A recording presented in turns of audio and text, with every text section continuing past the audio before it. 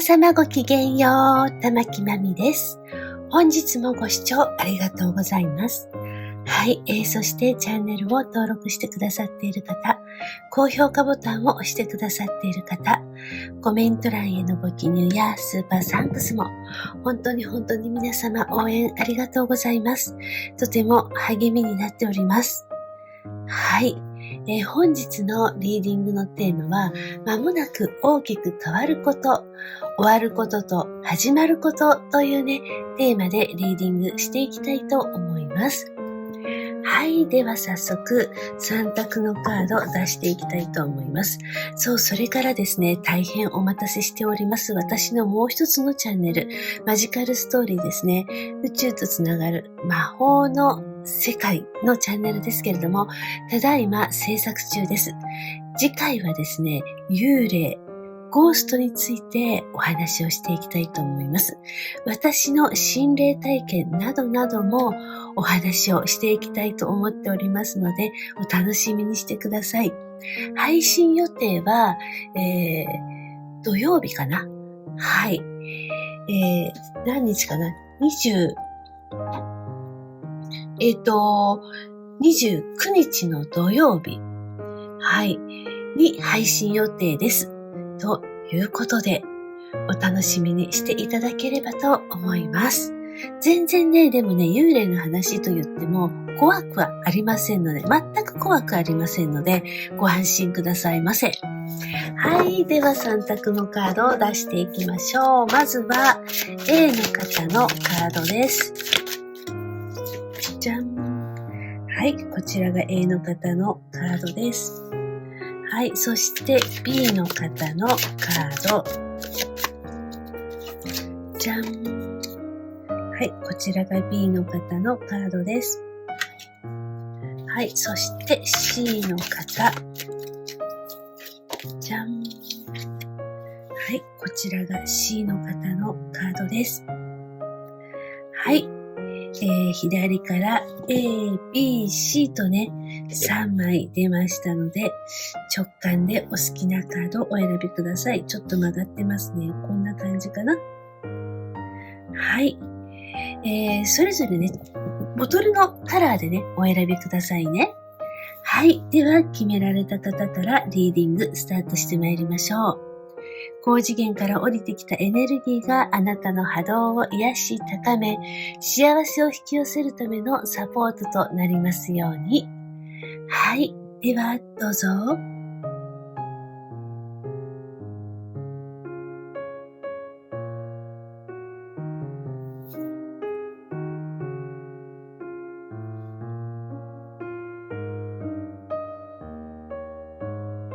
はい。ではね、こちらのA のカードを選ばれた方のリーディング、始めていきたいと思います。はい。本日のリーディングのテーマは、間もなく大きく変わること、終わること、始まることというテーマでリーディングしていきたいと思います。はい。では、まずは、キーカードですね。鍵となること。聞いていきたいと思います。はい。キーカードから出していきましょう。じゃん。ヒーラーのカードが出てきましたね。はい。では、タロットも出していきたいと思います。はい。すごい出方をしております。はい。扉。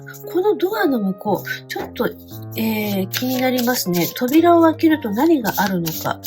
はい。ちょっと聞いていきたいと思いますが、ちょっと隠しておきます。まだ見せるなとメッセージが入ってきました。はい。では、この、ね状態で、リーディングしていきたいと思います。私もこのカード、どんなカードが出ているのかちょっとわかりませんが、はい。ではね、リーディングしていきますが、この2枚を見ると、今、A さんは、何かすごいヒーリングのパワーをね、受けているのかなっていうことが、やっぱこちらのカードから入ってきますね。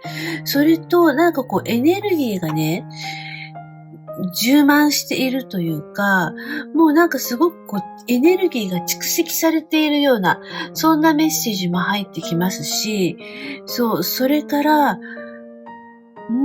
何かすごい A さんパワーがありそうなんですよ。何かを形にしていくとか、何かすごい力をね、なんか持て余している気がするんですね。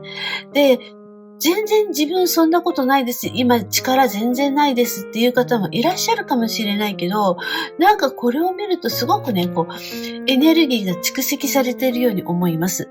なのでもしかしたらそのエネルギーっていうのは、不満感、ね、不満とかストレスが蓄積されているのかもしれませんけれども、何かすごいエネルギーがね、蓄積されているような、ちょっとエネルギー放出した方がいいかなと思いますね。はい。ということで、例えばヒーラーさんみたいにね、自ら、ね自分のエネルギーを放出していく。放電みたいな感じです。放電していく必要があるかなってメッセージが入ってくるのね。そしてこちらです。これペンタクルのクイーンなんですけれども、扉のドアをね、今ね、開こうとしてますね。この扉を開こうとしています。で、この扉の向こうにあるのが何かを A さん知っているのかどうか、ちょっとキッパーに聞いていきたいと思います。今日はね、久々こちらのね、キッパー出してまいりました。これもね、キッパーなんですね。ずっと使ってなかったんですけど、こちらをね、今日は使っていこうかと思います。はい、では、A さん、扉の向こうに何があるのか知っているのか、はい、ちょっと A さんのお気持ち、これは潜在意識ですね。聞いていきたいと思いますが、はい、ここ、メッセージのカードが出てきたんですね。なんか、A さんメッセージ受け取ったんでしょうか？だからこれで A さんも知らないんですよ。A さんも扉の向こうに何があるかは分かっていない。だけど何か直感が働いた。そう。で、直感が働いたことに対して何か A さんが行動を起こしたことがあるんじゃないかな。そこちょっと聞いていきます。はい。ここね、すごいたくさんの人が列をなして、で、行列作っていますけれども、何か A さんが、はい、直感を受けて、そう、インスピレーションを受けて、そう、そして今、そこに対して A さんが扉を開こうとしているんです。で、なんかちょっとここでね、答えが見えてしまったような、扉の向こうに何があるのか見えてしまったような、そんなメッセージ入ってきます。扉の向こうですね、扉を開けるとたくさんの人が待ってるよってメッセージ入ってくるし、何か A さんを迎え入れるっていう、そういうメッセージがここから入ってきますね。はい。では、こちらのね、カード見ていきたいと思います。じゃん。カップの4。はい。これは癒しとかサポートとか、そういう意味のあるカードなんですが、カードはね、絵柄からもメッセージもらっていきます。なので、この絵柄ね、ちょっとなんか厳しそうな、そう、どちらが A さんなのかなっていう、ちょっとそこね、入ってこないんですよ。どちらが A さんなのか、見定めている方が A さんなのか、何かを提供している方が A さんなのか、ちょっとここを聞いていきたいと思いますが、すぐ出ましたね。これ、子供のカードです。ということは、何か、これ、両方 A さんっていう感じがする。何か見定めてる感じなんですよ。つまり自分のやってることを客観的に見ているのかなって思います。これ A さんが行動を起こしていることをもう一人の A さんが客観的に見ている。そう、そしてなんか合格みたいな。なんかそんなメッセージがすごく入ってくるのね。これでよしっていうか、これで勝負をするぞみたいな。なんかそういうメッセージがすごく入ってきています。で、子供のカード出てきていますね。子供というのはすごく無邪気ですし、まあちょっとね、無謀なところもありますよね。そう、そして好奇心旺盛だし、探求心も旺盛だし、まあもう本当にちょっと自己中心的といえば、悪く言えばそういう感じかもしれないですが、もう純粋にね、自分がやりたいことにエネルギーを注いでいく。これが子供なんですよね。まさに A さんそれを伝えてきているのかなってメッセージ入ってくるのね。A さんが本当に子供の心のような、やりたいことをやる。自分が進むべき道を進むみたいな。そんなメッセージが入ってくるのね。で、これが、キーカードとして出てきております。はい。ということで、扉の向こうの世界は、A さんがやりたい世界。そう、A さんの好きな世界、探求したい世界とか、挑戦したいこととか、何かそういう A さんにとっての、素晴らしい、世界が待ってるよって、A さんのワールドが待ってるよって、そんなメッセージが入ってくるんですけれども、では、今ね、A さんが意識するといいこと、聞いていきたいと思います。はい。では、意識するといいこと。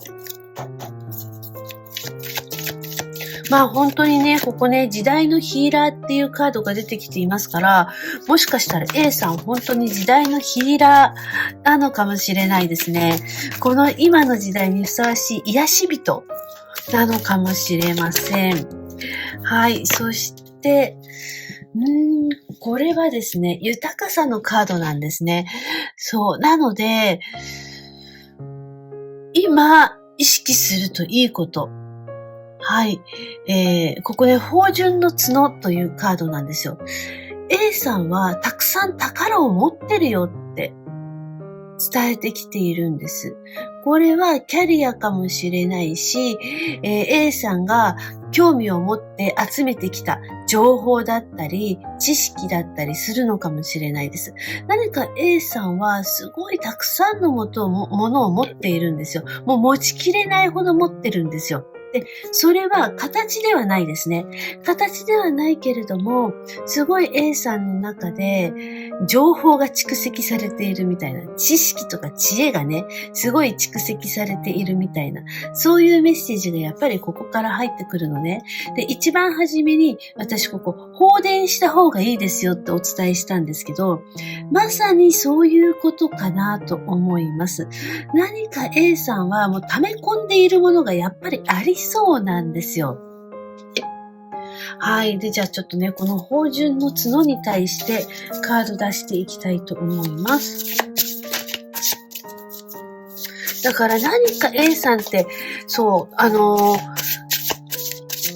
好奇心があって、学んできたことだったり、ね、情報を集めてきたものだったりがあるのかなと思いますね。そう、そして、はい。ワンドのナイトなんですよ。これ行動を起こす。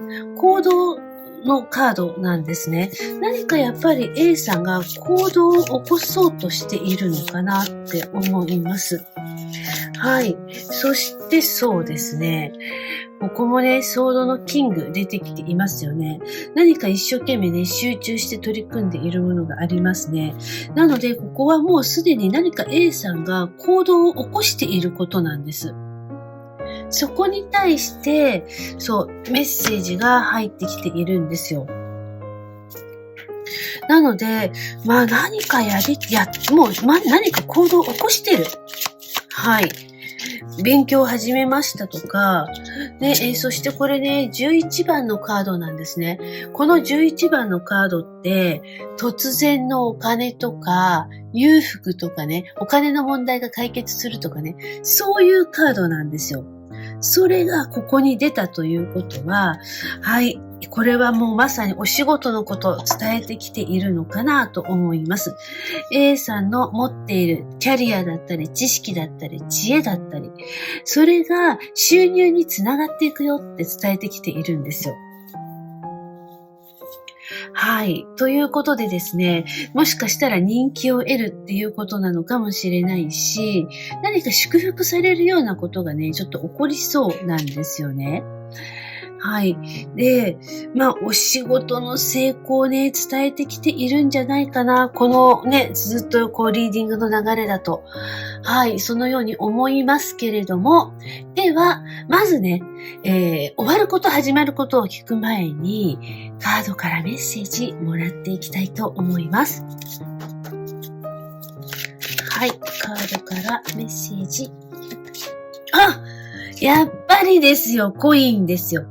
見て、これこういう出方するの。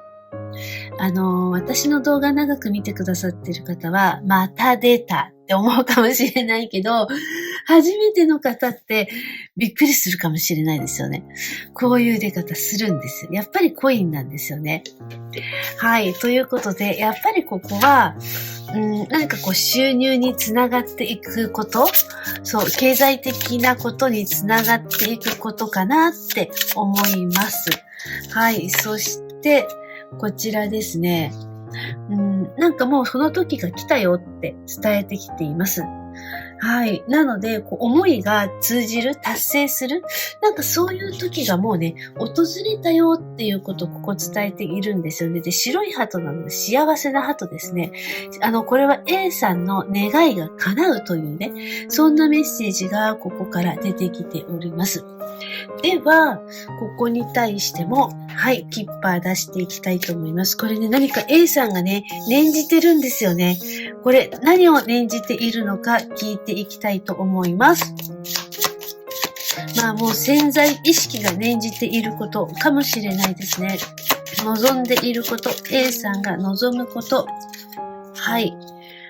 これ、アンカーのカードです。そして裏返しに出たこちらのカード。じゃん。これね、手放しのカードなんですよ。そう、何かを失った。なので、なんかちょっと経済的なものを失ったっていうメッセージが入ってくるのね。そう。だけど、ここアンカーのカードが出てきています。で、なんかそれが戻ってくるっていうメッセージがこれ入ってくるんですよ。そう、一度、ね、アンカー、海から上がったんですね、このアンカーがね。そして、ずっとね、A さん旅をしてたんですよ。ようやくなんか港に着いた。そう。なので、これは自己投資かなと思いますね。この人がね、自分のお金一生懸命運んでるんですよ。そう。なので、これ A さんかなと思います。A さんせっせと何かに投資してきた。自己投資してきた。はい。というメッセージがここから入ってきています。で、それが今帰ってくるよって、はい、伝えてきているのですが、ではですね、終わること、聞いていきたいと思います。はい。まずは終わることとは何か。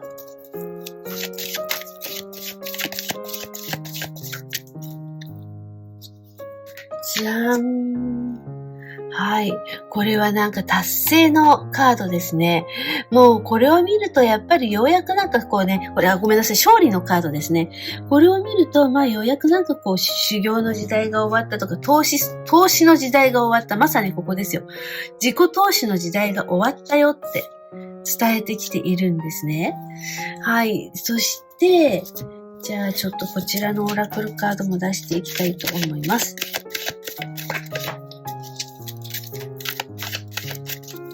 はい。そして、夢。はい。A さんが夢見ていたこと、望んでいたこと。はい。なんかそれがね、叶いそうですね。ちょっとここに対してキッパー出していこうかな。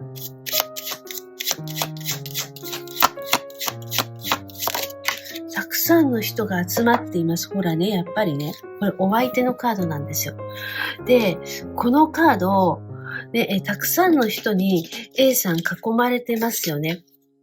たくさんの人、1、2、3、4人ですけど、A さん囲まれてますよね。で、ここにお相手のカードが出てきたんですよ。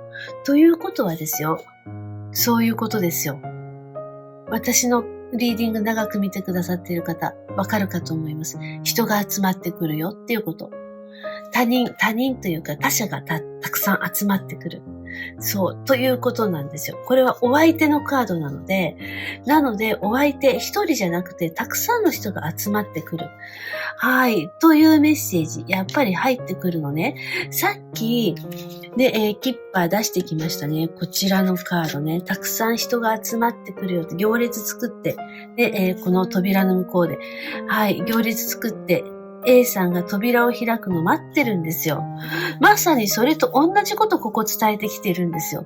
すごくないこの出方。では、始まること、聞いていきたいと思います。はい、ここに対して始まることとは何か。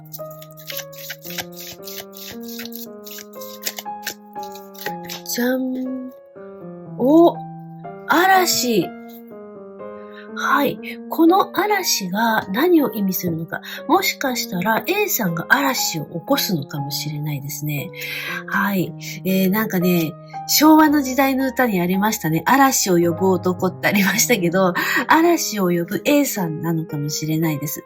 その嵐によって、なんか、すごくこう、余分なものっていうのかな、不要なものを取り除いていく。まさにヒーラーですよ。ヒーラーさんですよ。ここヒーラーのカード出てましたけれども、まさにヒーラーです。浄化の力がある。ということ。ここ伝えてきております。はい。ということで、嵐を呼ぶ力を持っている。その嵐によって浄化作用を起こす。まさに時代のヒーラーさんですね。はい。では、タロット出していきたいと思います。なので、すごいね、癒しの力を持っている方なのかもしれないですね。A さんね、ストレスをこう取り除いていくとか。で、やっぱりペンタクル、ごめんなさい。タロットですね。タロットもソードの7出してきています。で、一生懸命なんか虫をね、除去しようと、退治しようとしております。何かなので、ここはやっぱり、A さんが、なんか、もう余計なものを、で、取り除いていく、そういう魔力を持っているのではないかなと思います。で、これはまず終わること。A さん自身が、その余計なもの、不要なものを浄化した。ということ。で、もうその浄化が終わるよって伝えてきているんです。で、ここペンタクルの10ね、出てきています。今、A さんの周りに黒猫ちゃんたくさんいるんですよ。そう。だけど、なんか浮かない顔しているんですよね。ここに対してキッパー出していきたいと思います。なぜ浮かない顔しているのか、なんか満足できていない感じですね。はい、ここに対して、もうなんかこう、ストレスとか不満が解消されていくというメッセージが入ってきました。はい。そしてこちらです。これは天命の導き、大きな幸せというカードです。なので、もうそのね、不満な状態、それからストレスがもう消えるよって伝えてきているんですよ。邪魔なものが消える。邪魔な思考、余計なものが消えていく。A さんの中で、なんかこう、邪魔する思考が消えるよって。なので、つまりここはストレスかなと思いますね。ストレスになるようなこと。不安感だったりね。悩み事だったりね。なんかそういうものが吹っ切れていくよって伝えてきています。これも天命の導きで、キッパーは、制約ありませんから、このまま受け取って大丈夫です。はい。なので、もうね、天命の導きがあるよって伝えてきているんですよ。はい。そして、では、始まることね、聞いていきたいと思います。何が始まっていくのか。はい。何かこう、契約ごと。そうですね。ちょっとここもう一枚出していきたいと思います。誓ったこと、誓い。A さんが誓ったこと。はい。それは何やらちょっとなんかこう、下心ありそうだね。はい。でも、これね、悪いカードじゃないと思うんですよね。何か、物質的なものに対する欲望とか、なんかそういう A さんの中の、A A さんが求めていることじゃないかなって思うのね。はい。で、そこに対して、まさになんか魔女っていう感じですね。魔力。はい。魔力で何かを引き寄せているよって伝えてきています。で、それがこれから始まることなんですが、はい。ここリビングルーム。プライベートなこと出てきておりますが、はい。どうなっていくのか、ちょっとこのプライベートなことに対して、はい。休息。はい。というね、メッセージ出てきましたね。何か今まで動きがなかったこと。はい。これね、このカード、男性の方が女性の手を握ってるんですよ。で、私のもう一個のカードは逆なんですよね。男性を癒している女性の絵なんですけど、これは逆で女性をサポートしている。そういう絵柄なんですね。そう。なので、何か今、A さんの気持ちが和らぐ、落ち着く。行動を起こすことによって不安感が取り除かれるっていうメッセージがここから入ってきているの。それによってだからなんか行動を起こす。はい。行動を起こす。これが始まり。そしてこちらの32番。はい。このカードは何かストレスになっていること。これストレスっていうカードなんですよ。行動を起こしてるんだけど、ちょっと A さんストレスになってることあるんじゃないかな。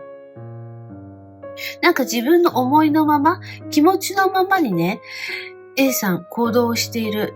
でも、なんかそれがストレス溜まってる。思うようにいかない。はい。そこに対して、それがどうなって、じゃあね、わかった。ここルノルマン出していきましょう。それがどうなっていくのか。はい。ちょっとこれもう一度流させてください。はい。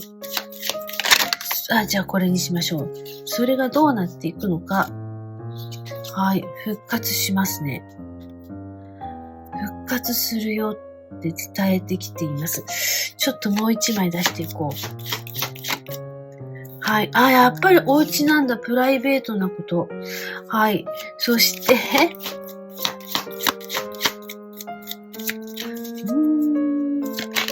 はい。これね、迷路ですね。なんか答えが出ない、変わること、始まること、なかなか始めようとしてない感じがする A さん。始まることなんですけど、始めようとしてない感じがしますよ。なんだろう、迷いがあったり、なんか決められないことがあるのかな。そう。で、ちょっとここ始まること、はい、聞いていきたいと思います。悩みがあったり、なかなかちょっと始めたくないという思いがあるのかもしれない。なんか、重い腰が上がらないっていうのかな。そう。やる気にならない、やる気モードにならないっていうことなのかもしれないですね。ここ意識寝てますもんね。はい。そこに対して、やる気が出ないから、なんか行動も起こせないというメッセージが入ってきました。なんかね、男性的なエネルギーを困ったなーって言ってるんですよ。そう、困ったなーって。なんかね、A さんの中のやる気が出ない。これやる気にさせるにはどうしたらいいんだろうってメッセージが入ってくるのね。で、ここ、棺のカードなんですよ。やっぱりなんかね、眠ってるんですよ、まだ。はい。で、やっぱりここお家のカード出てきましたから、なんか、やっぱり行動を起こそうとしてない感じがするんですよね。で、そこに対して、はい。ちょっとなかなかね、ジャンピングも出ないので、そう、なんかちょっとこれは違うって言っているので、では、キッパかな？はい。そこに対して、キッパーですね。はい。なんかもこれ10番のカード、旅なんですよ。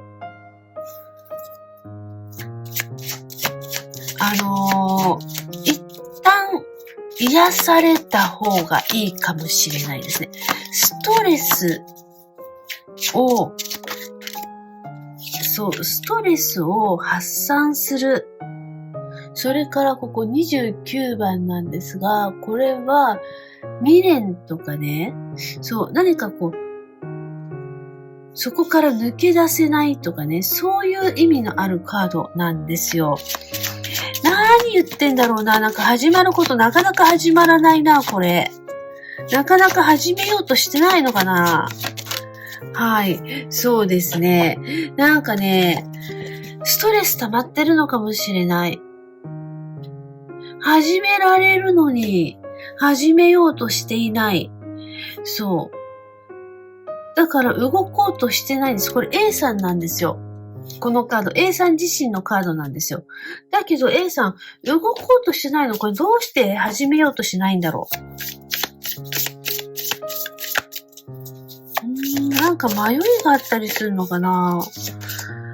はい。で、カップの6出てきています。なんかね、原点に戻ってみてって言ってる。そう、原点に戻ってみること。はい。そして、カップのキングです。なんか今もしかしたら A さんは瞑想中かもしれないですね。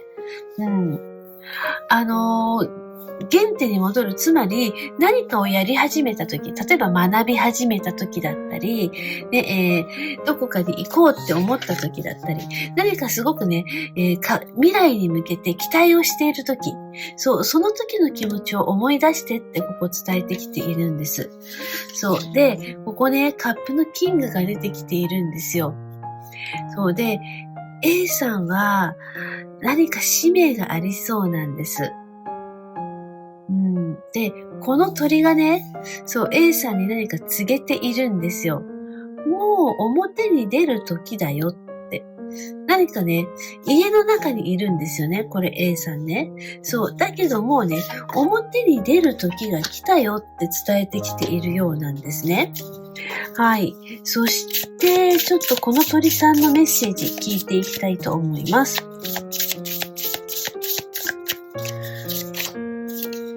はい。カップのクイーンなんですよ。鳥さんが、もうね、A さんは、自分が目指す A さんになってるって、だから自分の成長に気づいていないのかも。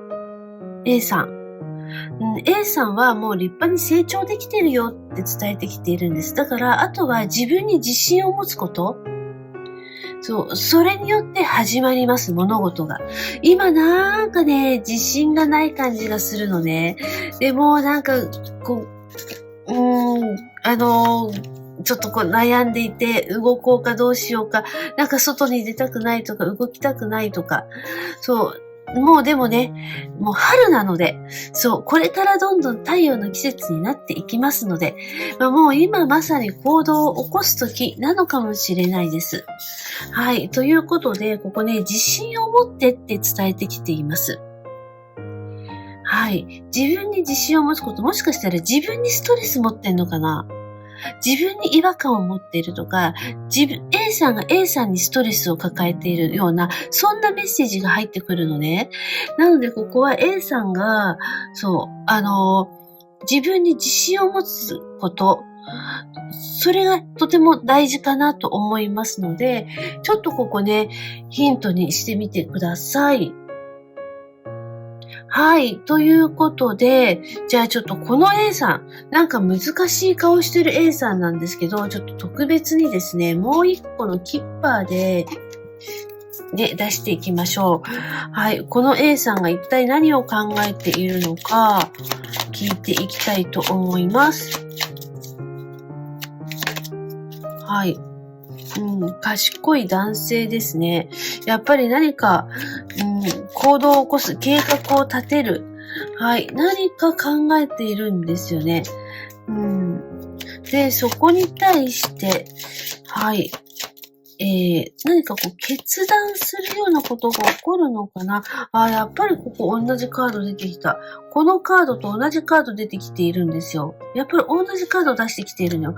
何かにこだわりすぎてんのかな。こちらね、これ男性の手に見えるんですね。A さんがあえて行動を起こそうとしてないの。もう鍵かけて閉じ込めちゃってるんですよ。なのでこれじゃあどうしたらいいのかちょっと聞いていきたいと思います。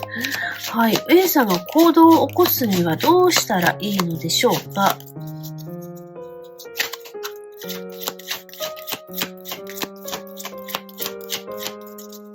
はい。なかなか出てこないな。出た。お相手のカードだ。はい。男性的なエネルギーですね。はい。そして、はい。今ね、なんか男性的なエネルギー奪われちゃってるのかもしれないのね。もしかしたら最近ちょっと体調崩しましたとか、なんか精神的にすごくこう疲れるようなことがありましたとか、やっぱそういう方いらっしゃるんじゃないかな。そう。で、私の方にこれ出てきたカードなんですけど、なんかもうね、日々に疲れてる感じ？そう。日々に疲れてる感じです。なんかお仕事に疲れてるのかな？はい。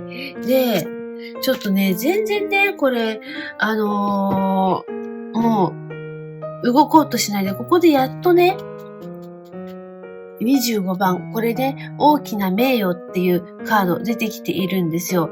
やっとここで出てきたんですよ。この大きな名誉っていうカードが。それまでずっとちょっとこうネガティブなね、カード。もう絵柄からしてネガティブですよね。ね、そういうカード出てきています。よほどなんかストレスが溜まっているのかもしれないです。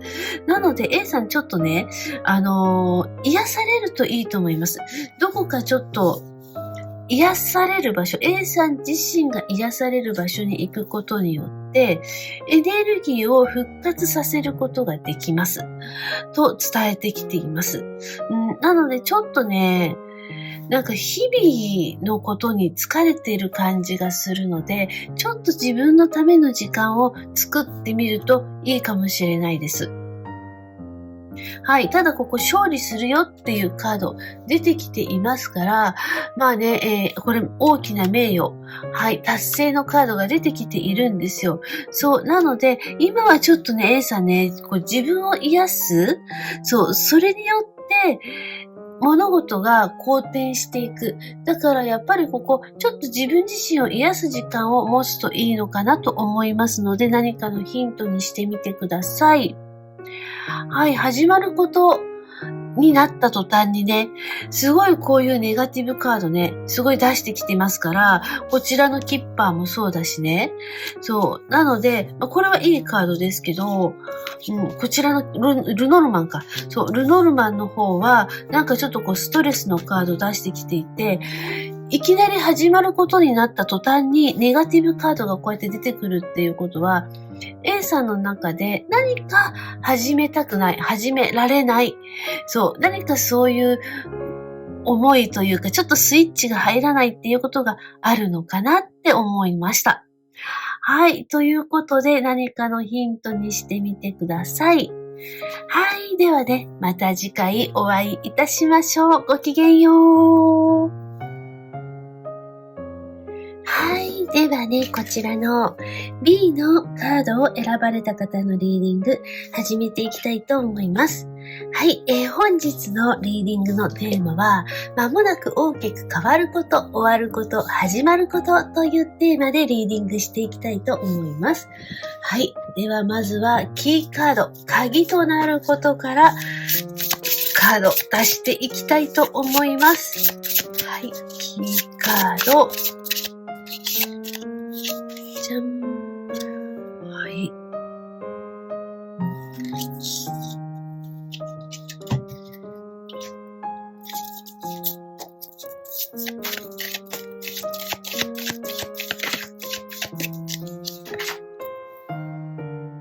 はい。ね、もう一枚出していきます。ちょっとキッパー出していきます。今日はちょっとね、別のキッパー、今まで使っていたのとまたちょっと違うキッパーで、久々に、はい、こちら出してみました。このキッパーね、使っていきたいと思います。この2枚のカードが示すもの。はい。こちらは、悲しみのカードなんですが、ここから見るとね、はい、これ繋がってるんですよ。このね、手の先、指の先に光がありますね。で、この光の先、指先がずっとこことね、繋がってる。まあ、イメージ的にはこんな感じかな。こんな感じでずっとこう繋がってるよって。なので、誰かから誰かへ、そしてまた誰かから誰かへっていう感じで、こうリンクしてる感じがするのね。人がどんどんこうね、増えているような、ずーっと繋がっていくような、そういうイメージが、はい、この2枚から入ってきています。だから、まだまだ先ずっとね、人が繋がっているようなね。そう、なので、ここちょっと人間関係を伝えてきているのかなと思います。ただ、ここね、悲しみのカード、そしてこれね、ちょっとあまり良くないニュースというね、意味のカードなんですね。女性が泣いていますが、ここに対して、はい、ちょっとなぜ泣いているのか聞いていきたいと思います。はい、泣いている理由は何？はい、ここはラブのカードなんですね。何かこうね、最近失恋しましたとか、はい、もしくは、離婚しましたとか、もしくはロマンス以外でもどなたかとのお別れがありましたとか、そういう方いらっしゃるでしょうか。ここは、人間関係がなんかちょっとこうご縁が切れたっていう、その悲しみなのかもしれないです。でもそれによってね、何か新しいご縁がつながるっていうメッセージもここから入ってくるんですね。新たな出会い、新たなご縁っていうこともここから入ってきていますので、一つのご縁が去って、そう、また新たなご縁が入ってくるという、始まるという、そういうことをここ伝えているのかなと思います。なので、キーカード、鍵となることは、まさに人間関係ですね。はい。では、今ね、B さんが意識するといいことを聞いていきたいと思います。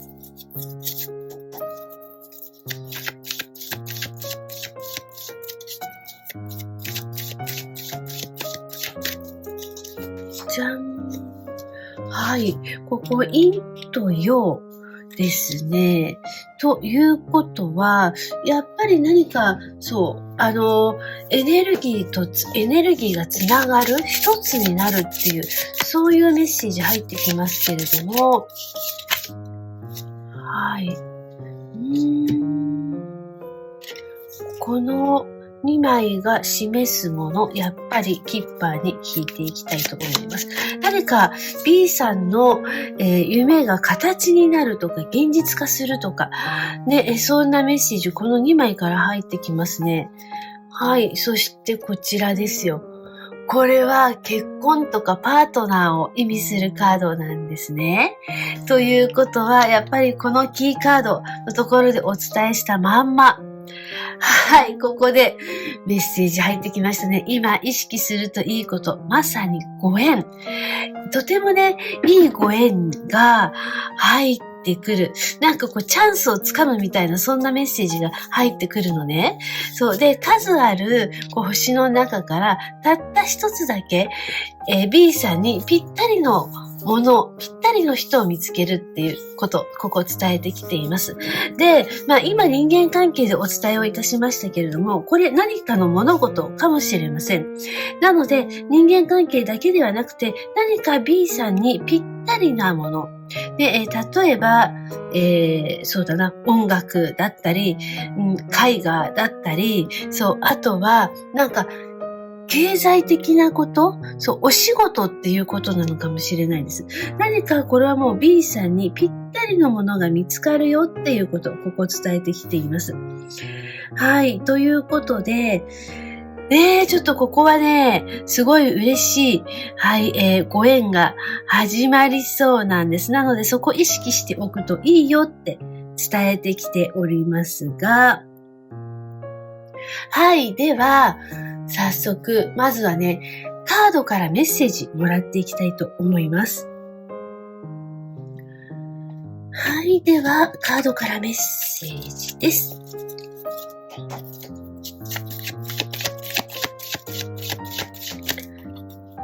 じゃん。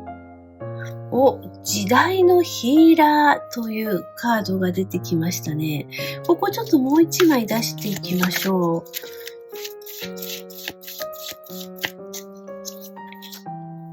はい。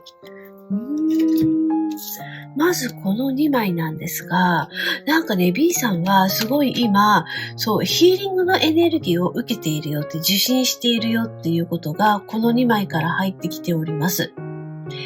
で、このね、こちらのカードは第2チャクラなんですね。第2チャクラって男性性と女性性のバランスを司る、そういうチャクラなんですよ。で、自分の持っている魅力を引き出してくれる。そういうね、エネルギーを持っています。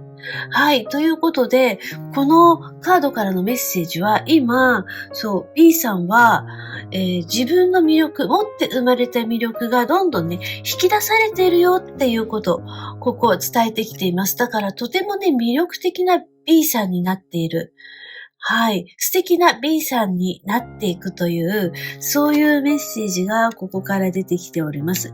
ちなみに、この第2チャクラというのは、丹田のところにありますね。はい。では、タロットで、はい、聞いていきたいと思います。ごめんなさい。カードからのメッセージ。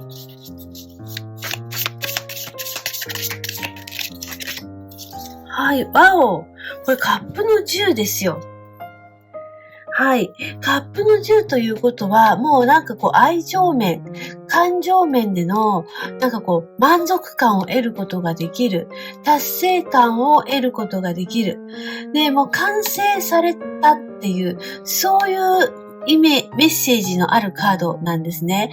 カップの10ってね。そう。なので、大きな幸せが入ってくるとか、あと祝福っていう意味もあります。それから家族という意味もありますから、ここは、はい、ここにね、家族のカード出てるんですよね。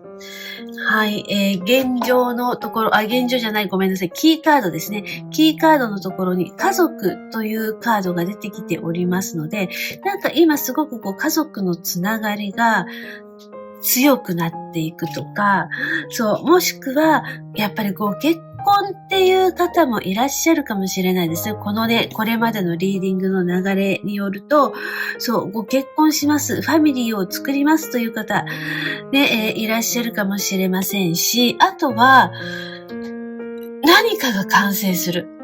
自分自身が取り組んできたことだったり、何か情熱を注いできた、何か、作品みたいなものですね。それが完成するとか、はい、あとは満たされた、そういうね、関係が始まるとか、そういうことをここ伝えてきておりますが、じゃあここでもキッパ1枚出していきましょう。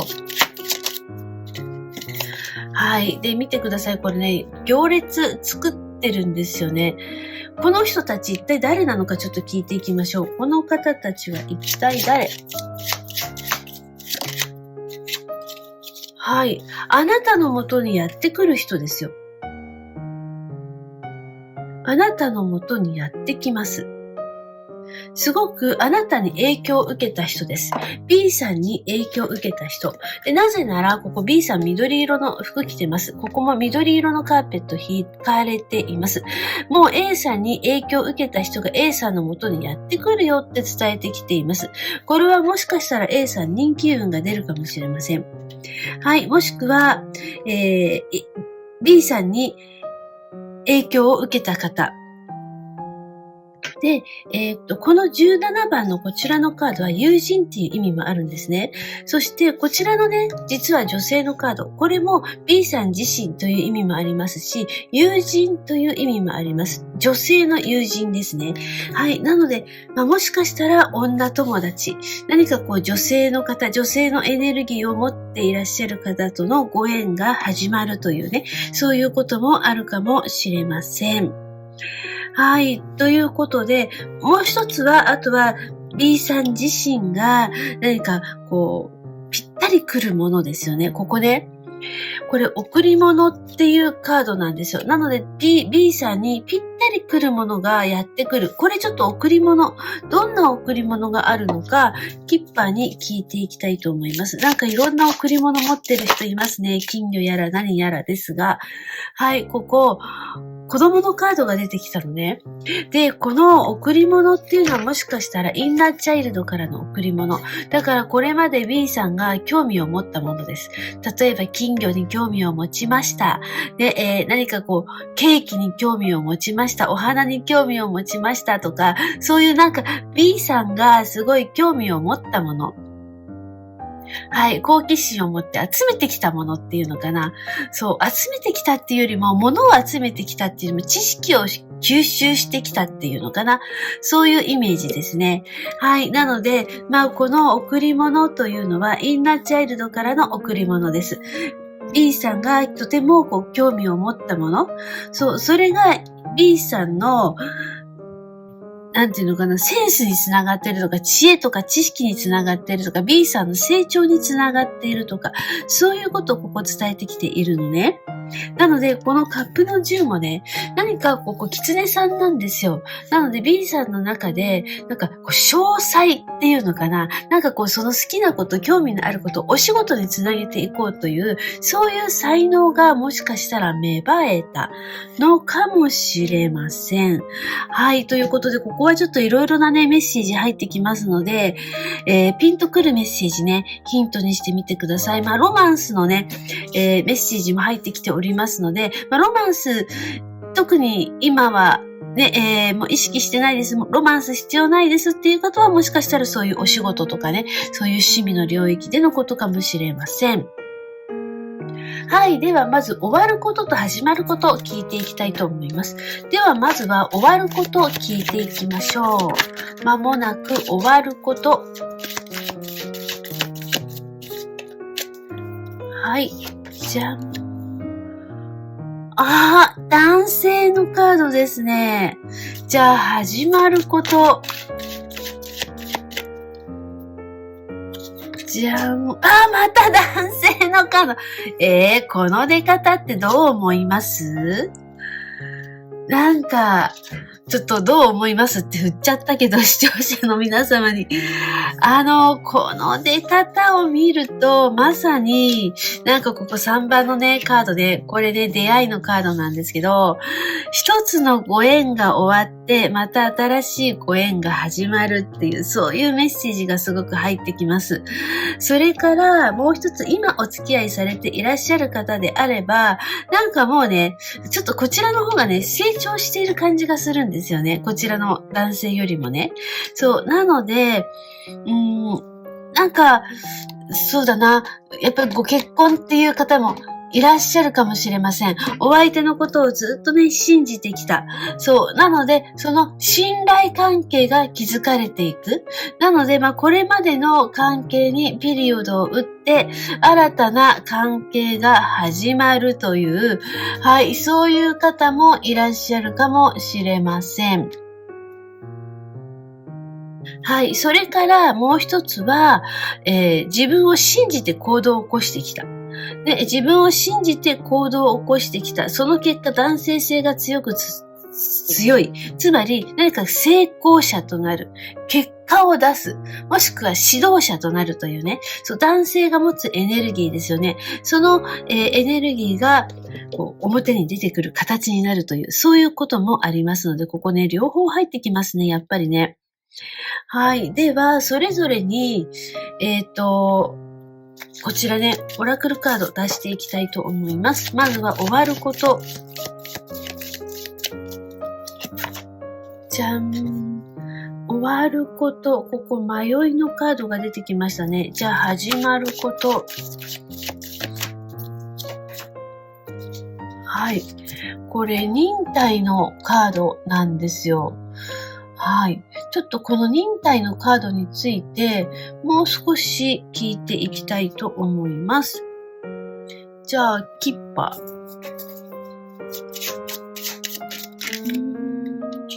道ですね。なるほど。はい。そして始まること。ちょっともう一度シャッフルします。じゃあこちらですね。始まること。じゃん。また男性だ。これ賢い男性っていうカードなんですよ。はい。ということで、どうも男性性がね、今すごく強いですね。はい。で、この出方ね、もう私の動画見てくださってる方、このチャンネル長く見てくださってる方、このカードの組み合わせでもう意味がピーンって入ってくるかなと思いますが、今まで迷っていたことが終わると。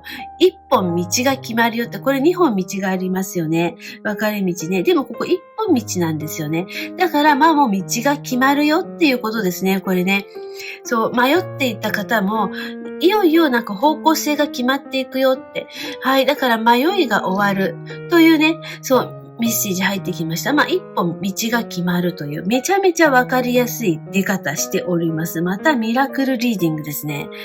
はい。そしてこちらなんですけれども、こちらは、忍耐というね、カードがここ出てきているんですよね。で、このカードから入ってくるメッセージなんですけど、もうその忍耐の時が終わると。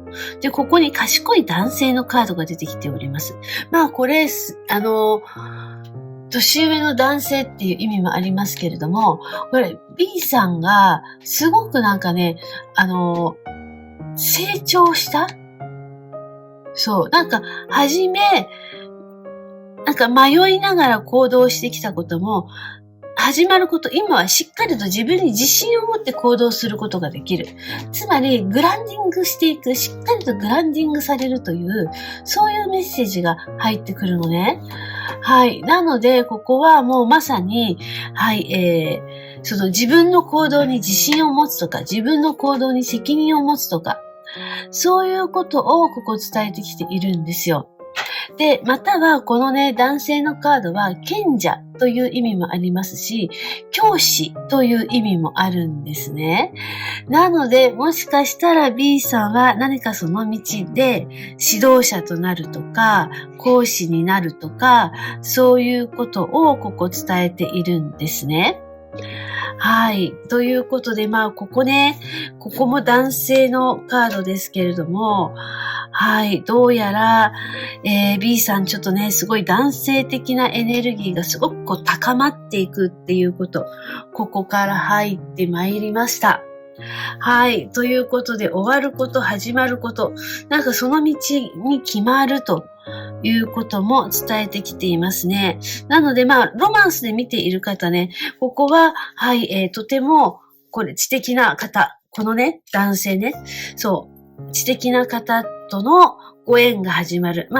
B さんから見てね、理想のパートナー、頼れるパートナーっていうことをここ伝えてきています。とても優しい男性、そういう意味がこのカードあります。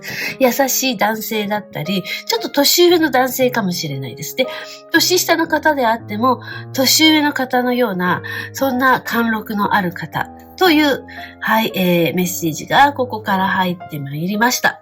はい。では、ちょっと今日ね、タロットあまり出してない、ここ1枚だけなんですよね。なので、ちょっとタロットにもね、聞いていきたいと思います。はい。まずは、終わることからカード出していきましょう。はい。終わること。ペンタクルの6。はい。そして、始まること。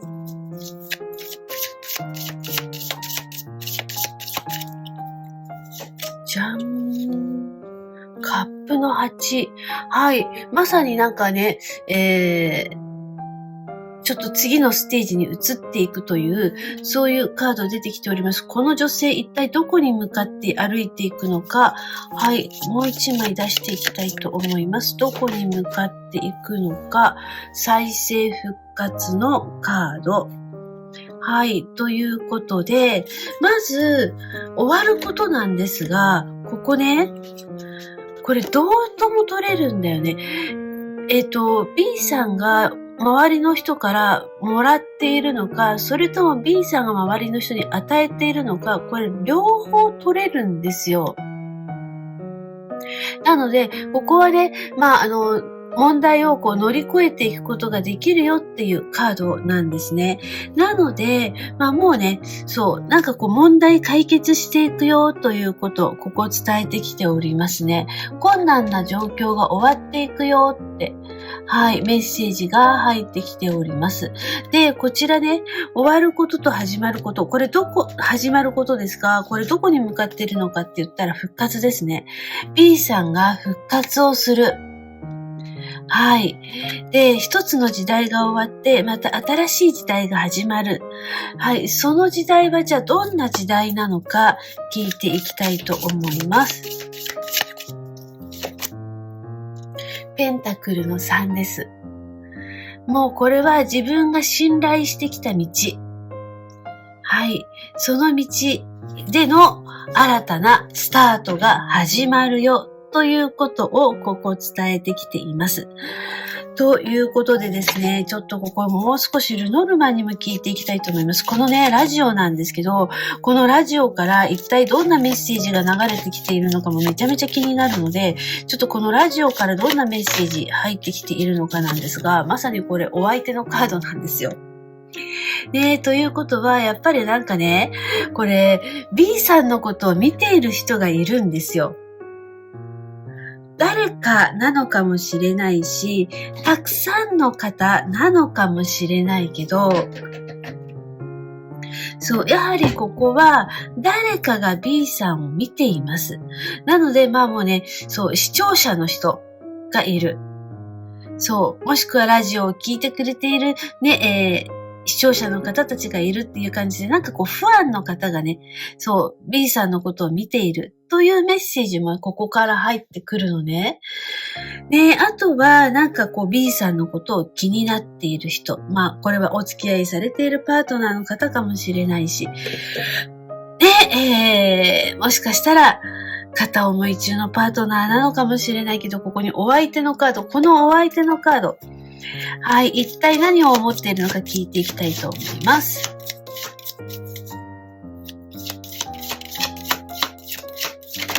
はい。船。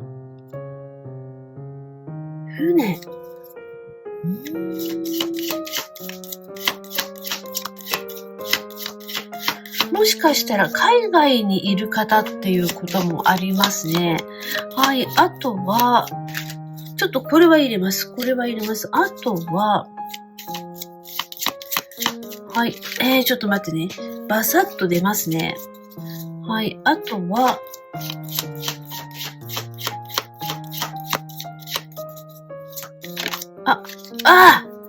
こういうことか。ハートが出ました。もしかしたら海外にいらっしゃる方が B さんに、はい、ラブコールを送っているという方もいらっしゃるかもしれません。船なんでね。あとはこれインターネットっていうメッセージもすごい入ってくるんですよ。まさに電波の波ですね。電波の波に乗って、B さんを見ている人がいるというメッセージも入ってきますので、インターネットっていうこともあるかもしれないです。はい。あとはね、この船から入ってくる。この船ってすごいちょっとポイントになっているかもしれないけど、B さんがチャレンジしたことを、すごく興味を持って見ている人がいたり、これ新たな出発、旅立ちを意味しますので、はい。ここはもうね、もしかしたらお相手の方、との新たな旅立ち。先ほども言いましたけれども、プロポーズっていうこともあるかもしれませんしね。はい、愛を告白されるという素晴らしいその運命のパートナーとの出会いということもあるかもしれませんし、もしかしたら海外に行きますっていう方もね、いらっしゃるかもしれないですね。そう、あとは何かから卒業する。今、リアルタイムで見てくださっている方は、今これも3月ね、下旬なので、学校卒業して、また次のね、ステージに向かっていくという方もいらっしゃるかもしれませんし、はい、卒業っていう意味もありますね。新たな旅立ち。あとはね、移動っていうこともあります。どこかに移動するっていう。ね、部署を移動するとか、転職をするとか、そういう方もいらっしゃるかもしれません。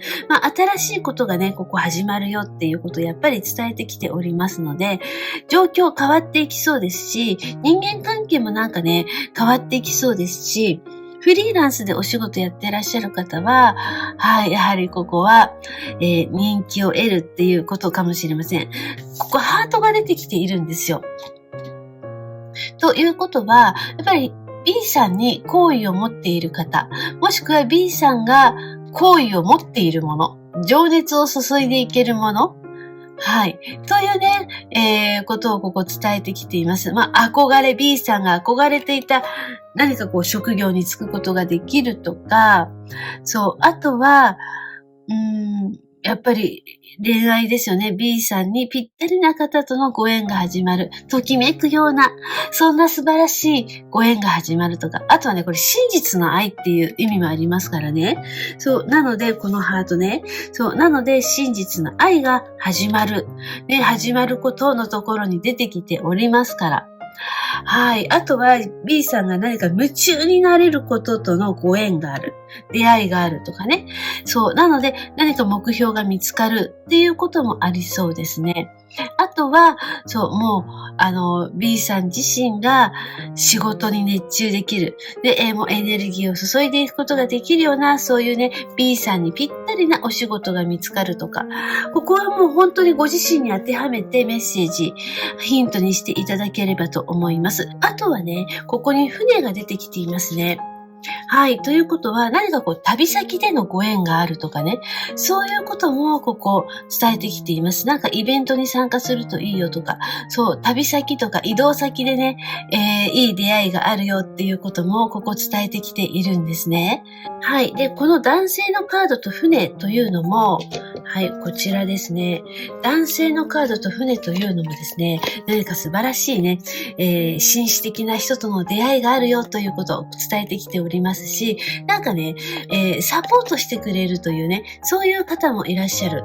周りにね、B さんをサポートしてくれる人がいるよって、はい、伝えてきていますので、なんか身近な人をね、頼るといいよっていう、はい、そんなメッセージも入ってきています。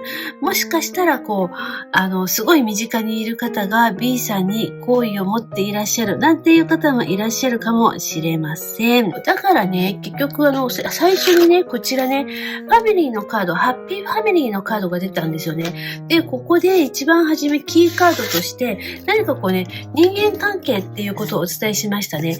B さんの手と誰かの手がつながっている。ここからずっとね、人が連なっていくというね、メッセージをお伝えしましたが、まさに B さん、これから人間関係大きく変わっていきそうです。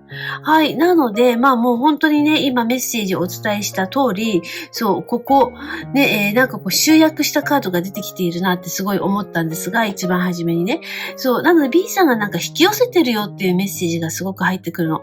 B さんが引き寄せた誰か、その誰かが誰かを呼び、また誰かが誰かって、ものすごい人脈っていうのかな、人のつながりが広くなっていく、増えていくよっていうこともここ伝えてきておりますので、何かのヒントにしてみてください。で、もしかしたら、そう、誰かから誰かへ、みたいなね、またその誰かから誰かへっていう感じで、口伝えで、B さんすごい人気が出る、なんていうこともあるかもしれません。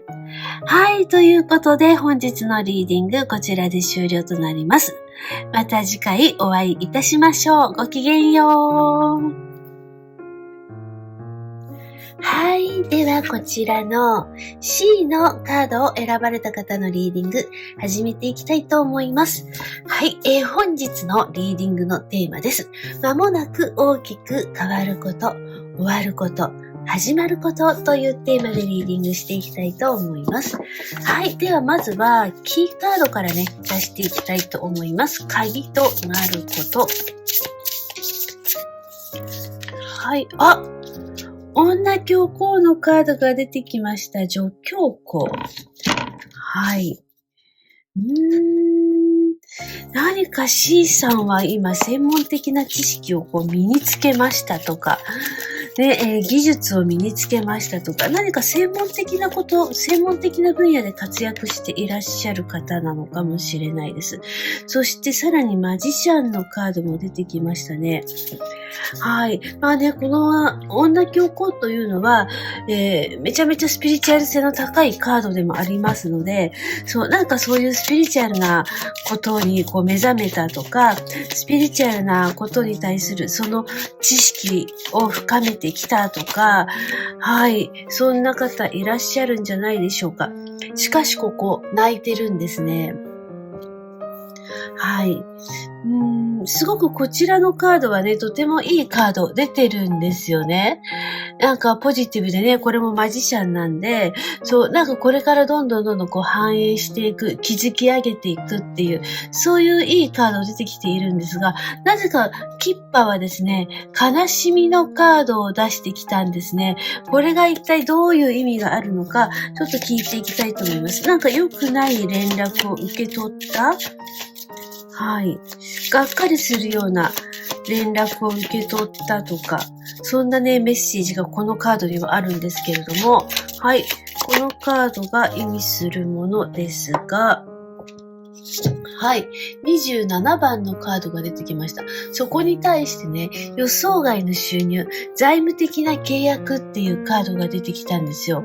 で、どうも、この4枚のカードを見るとですね、C さんは今すごい何かに目覚めた。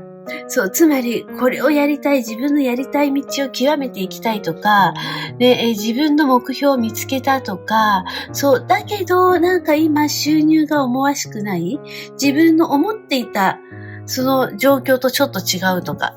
だからこれだけお仕事でね、収入を得られると思っていたのに、今これだけしか収入を得ることができないとか、なんかね、自分のやってきたことに対する結果が思わしくないとかね、もしかしたらこれ給料明細なのかもしれないですね。なんかちょっと思わしくない、結果を得ているという、そういう方もいらっしゃるかもしれないです。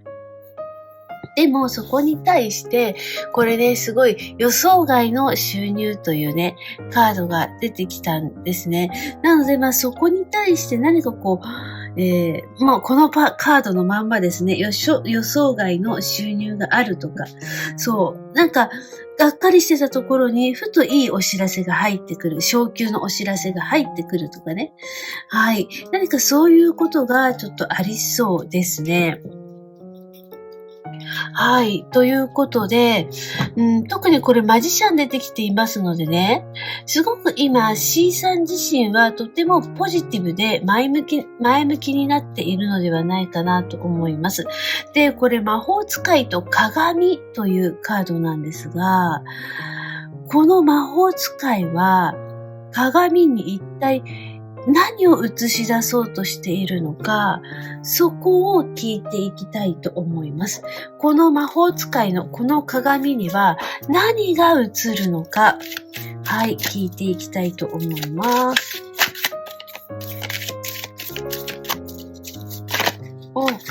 ちょっとお待ちください。崩れてしまいました。はい、ではこちらで。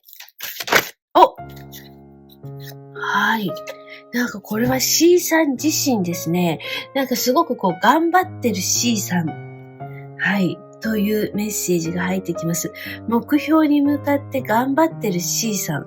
だからなんかこの魔法使いがすごく応援しているような、C さんのことを応援しているような、そんなメッセージがこのカードからね、入ってまいりましたね。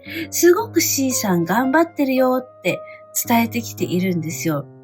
で、この分厚い本なんですが、この辞書のような、この辞書には一体何が書いてあるのか、ちょっとここに書いてある。はい、この本が何の本なのか、この辞書に書かれているものは何かをね、聞いていきたいと思います。何か C さんが目覚めた、気づいたっていうメッセージが入ってくるの。この本を見て何かに気づいたよって。はい、それが何かを聞いていきたいと思います。はい。あ、こういうことか。これ、十字架ですよ。なので、なんか自分の使命に気づいたとか、なんか自分の宿命に気づいたとか、自分がやるべきこと、自分の持っている才能に気づいたとか、で、ここはもう十字架が出てきていますので、これはもう C さんが背負っているもの。背負っているというよりも、なんか過去から受け継いでいるものとか、なんかとても C さんにとっては重要なものですね。そこに気づいた。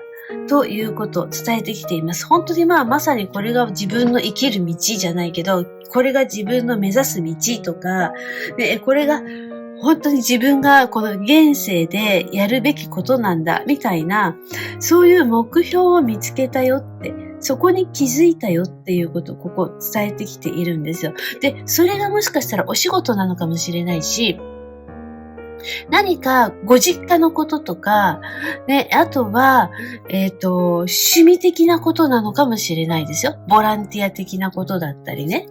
はい。何か C さんは今、自分がこう受け継いだ、そう、使命を果たそうとしているということ、ここからメッセージが入ってまいりました。それが鍵となるということを伝えてきておりますが、では、今、意識するといいこと、聞いていきたいと思います。今、C さんが意識するといいことは何か。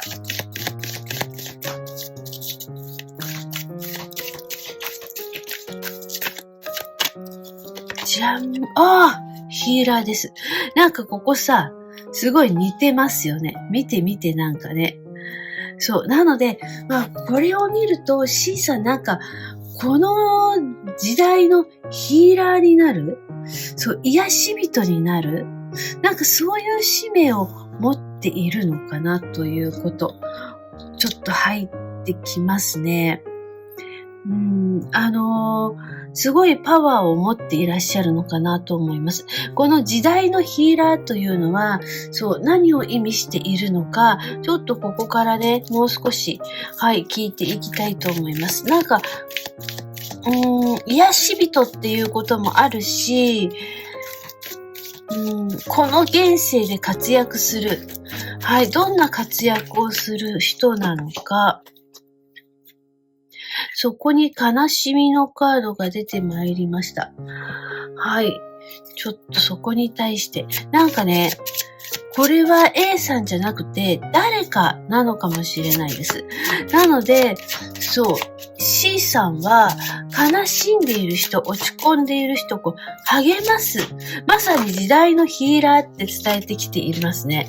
そしてこの34番のカードね、これは新しい始まりとか職業を意味するカードなんですよ。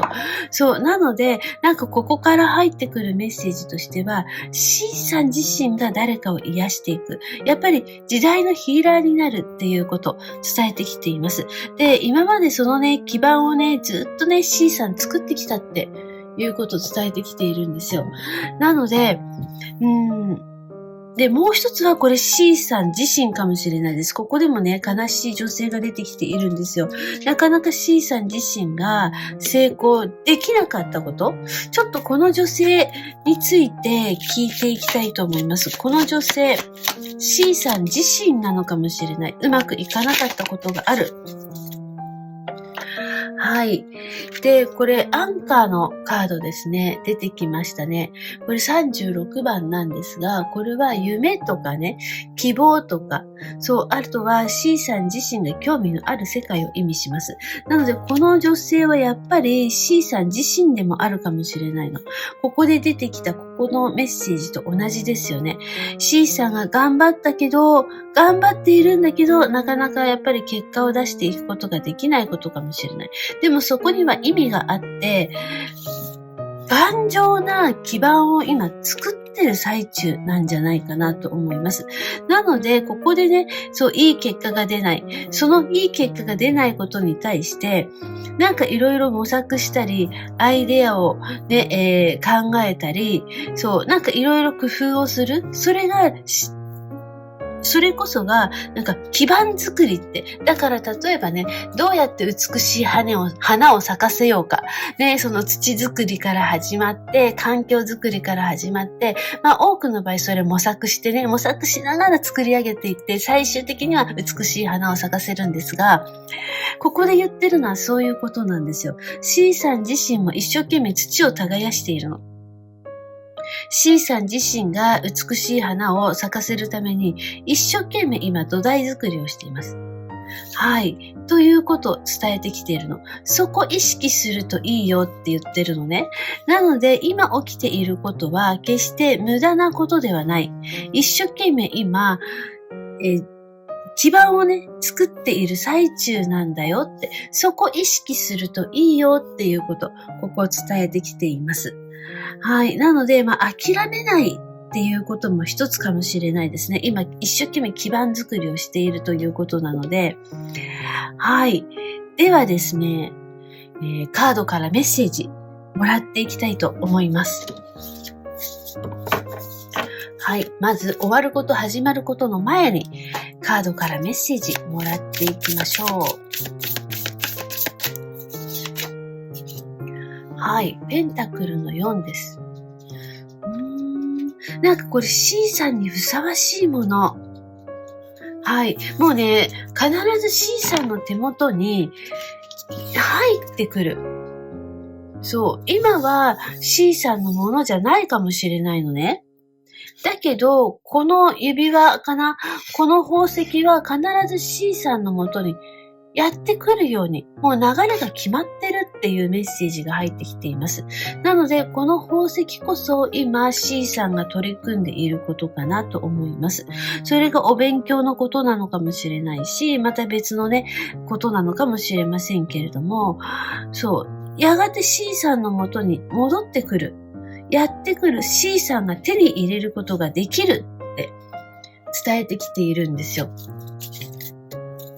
はい。そして、だからなんかね、C さんがそれを手に入れるのをね、この何かはね、待ってそうなのね。そして、はい。なんかすごく精神世界とのつながりっていうメッセージ入ってきますね。何かね、集中している感じもする。これ、休息と若返りっていうカードなんですが、はい。なんか意識を高めているみたいな、そんなメッセージが入ってきますね。すごく集中して取り組んでいそうなんですが、ここは瞑想っていうメッセージも入ってきます。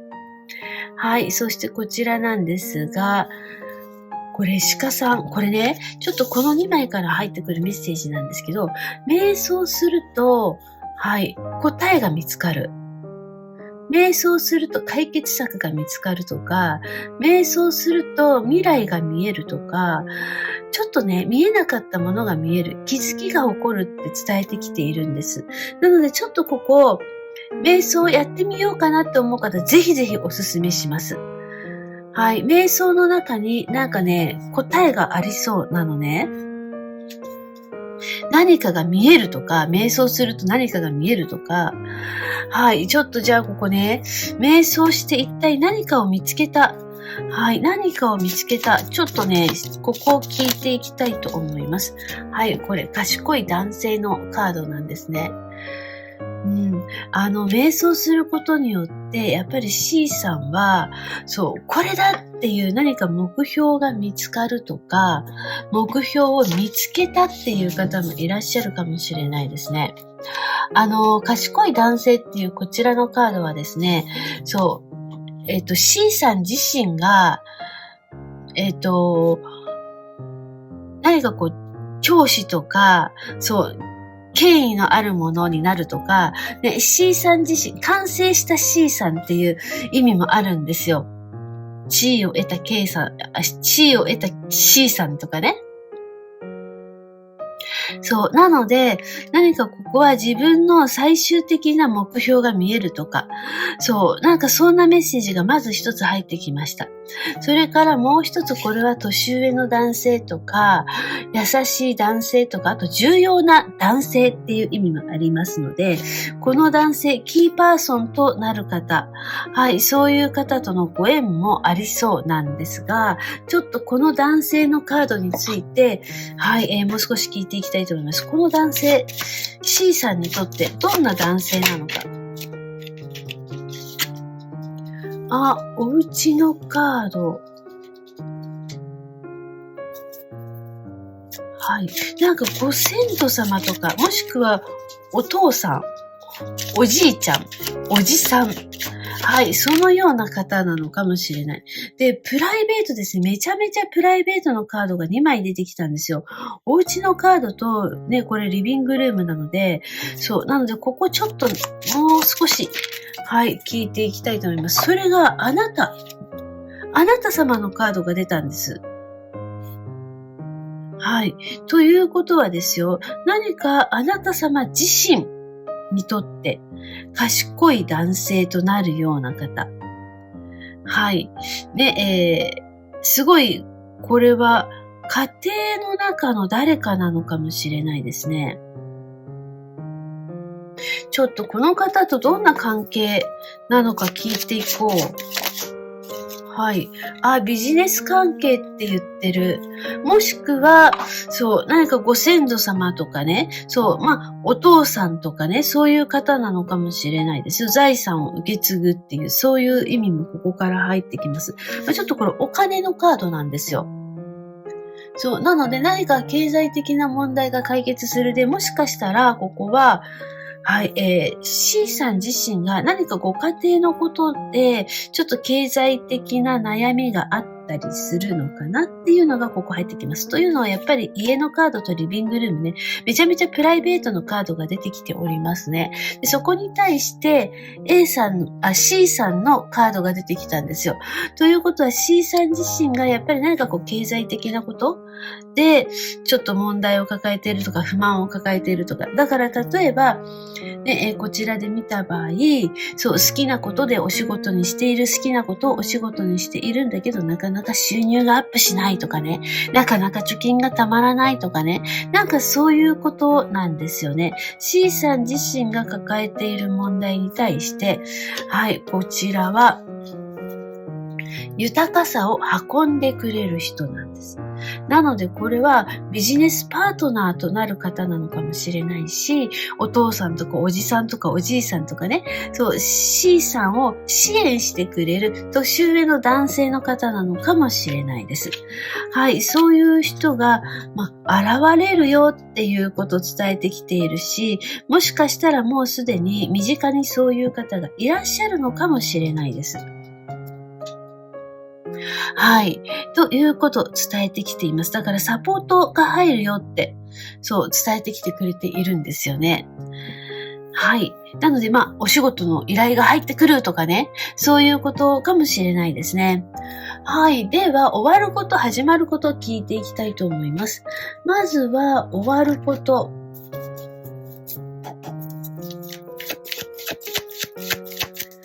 はい、終わること。ワールド、夜が明けるって言ってる。いよいよ、夜の世界から昼の世界へ。はい、そして始まること。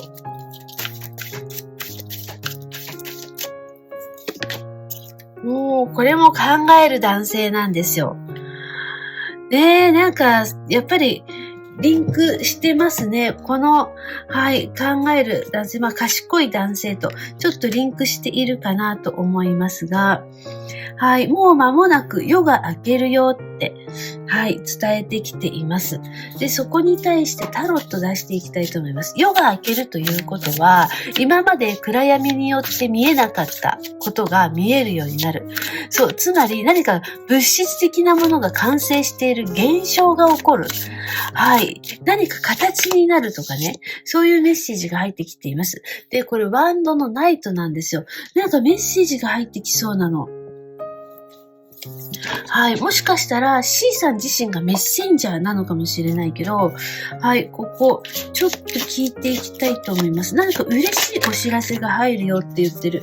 そしてここ見てください。これ、天命の導き、大きな幸せというカードなんですよ。素晴らしい、ね、出来事がありそうなのね。で、これ具体的に何が起こるのか、はい、もう C さんはですね、夜から、はい、昼の世界へと移行していきます。はい、どんな大きな幸せが待っているのか、ちょっとキッパーに聞いていきたいと思います。ちょっと質問が違うみたいだな。じゃあ何か、じゃあこのはい。このカードですね。どこに向かっているのか、向かっている先にあるものを聞いていきましょう。はい。この馬が向かっている先。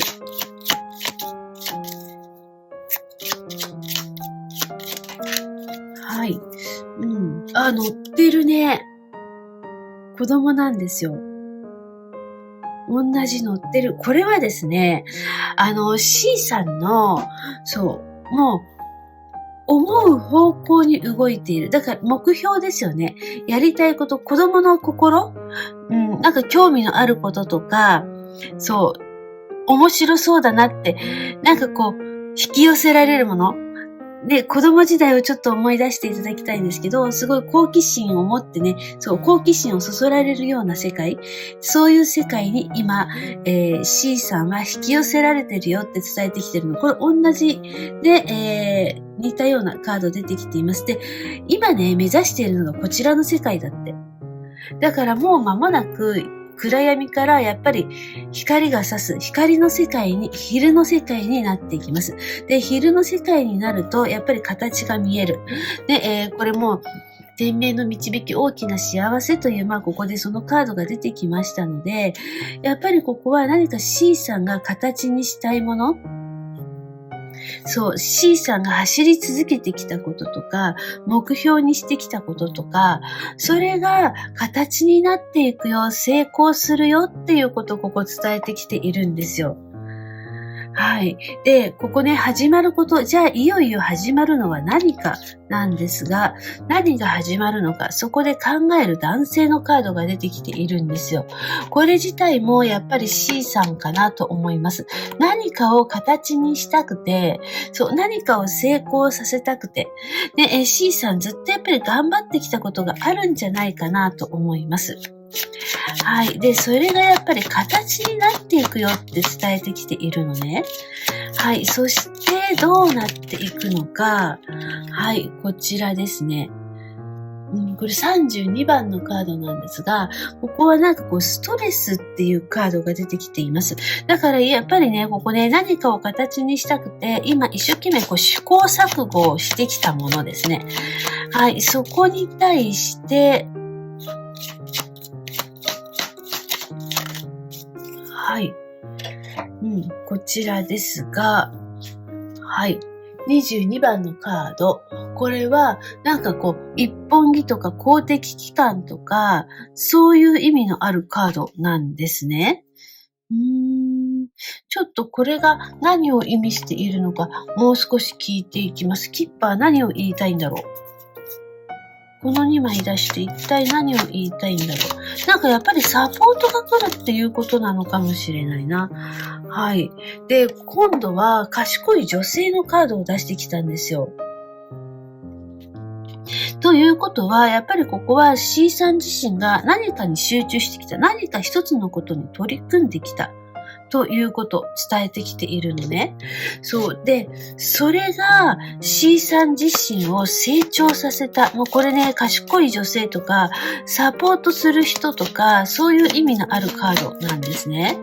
はい。ではちょっとルノルマンにも聞いていきたいと思います。これから始まることは何か。ちょっと今のはポロッと。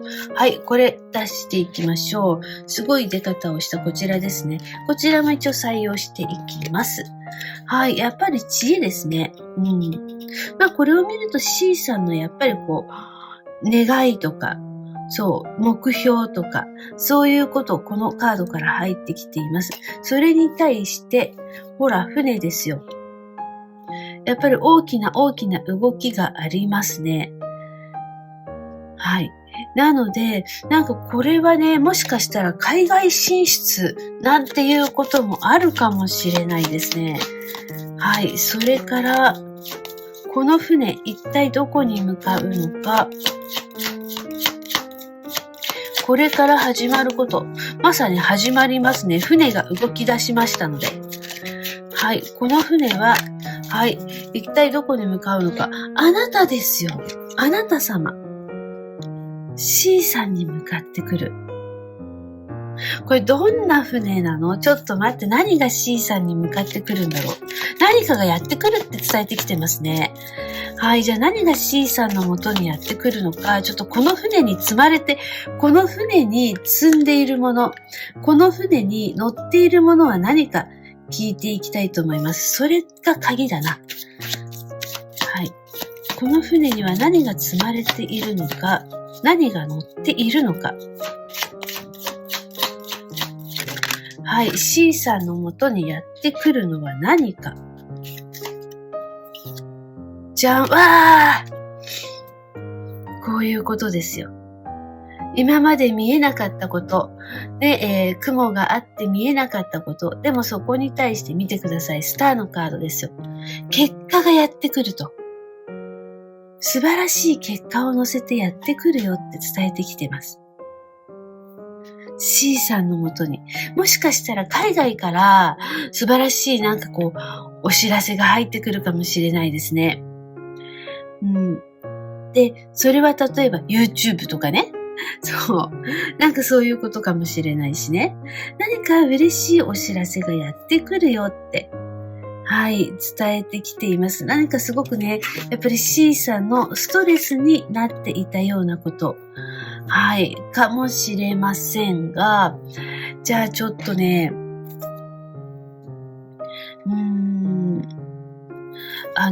もう一枚ちょっとこれサポートカード出していきますね。このコーヒーの雲なんですが、はい、この雲に対してちょっと一枚出させてください。C さんがすごいため息ついてる感じがするんですよ。